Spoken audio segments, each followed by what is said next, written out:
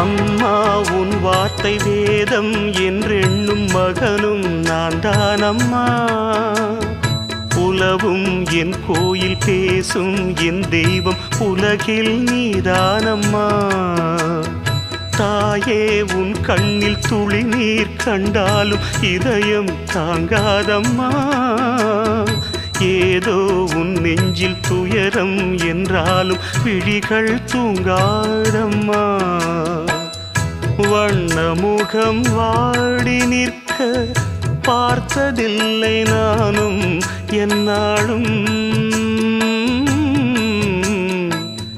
வாடை கொஞ்சம் கூந்தலை ஆடை கொண்டு மூடிட வருத்தம் என்ன இந்நேரம்.